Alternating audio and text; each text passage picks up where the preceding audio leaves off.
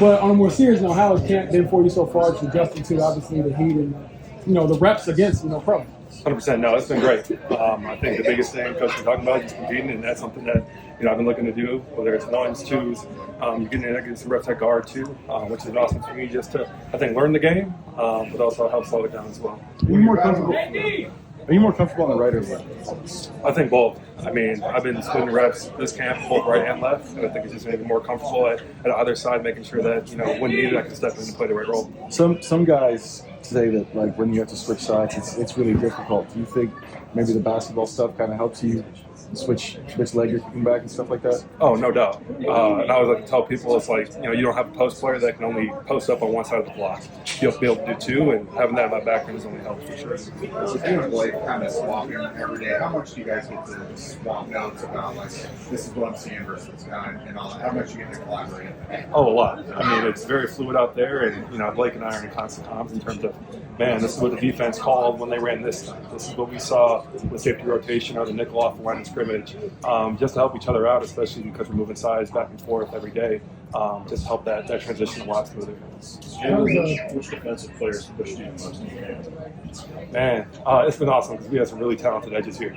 I think everyone from Quiddy up the edge to Sampson, obviously to JT. I mean, all very different style players who have a different bag of moves. I think which has forced me to get better each and every day and kind of do my own self-scout. Like, man, on Thursday you struggled against this.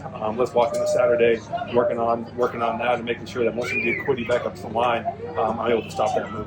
What's it been like playing for Coach Toronto? And I guess what's the balance between him being hard on you guys, but also giving you a little bit of love? Yeah, no, I love Coach, and I think that he's very demanding of our room, and rightfully so, because I think we have one of the hardest positions on the field, and we have to play 5 as 1, and that's something that he preaches every single day.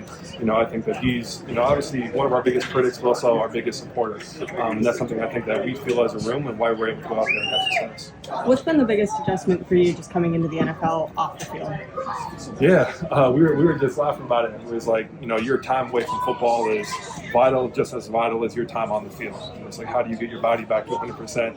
How do you trust your process to make sure that you're coming in, making sure that you don't have any mental errors or mistakes come practice? So that's been something that I've been working to fine tune, especially over the last 2 years. A bit of a weird question, but like when you're in college, you're all around the same age. What is it like to join a team where like, I don't know if the interests are the same for football, but like some people have, families and kids and whatever else. So what's that adjustment been like? No, I think it's been fascinating. I think just to see where it's like we were sitting at a family dinner in the spring during OTAs, and guys are bringing in their 2 and 3 kids and wives and stuff, and the rookies are sitting around, and we just have each other right now. And it was like, okay, like this is you're a small fish in a big pond now. And it's like, how do you continue to grow and mature in this space, knowing that you are competing with people who've been in the league for 10+ years. How valuable has it been to learn from some of those guys already on the roster, Bernard and Braden and some of those guys?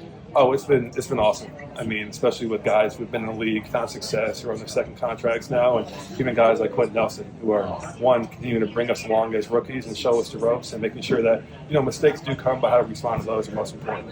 One more. Tanner and Matt were in your shoes last year, rookies, they weren't starting, now they're battling for starting spots.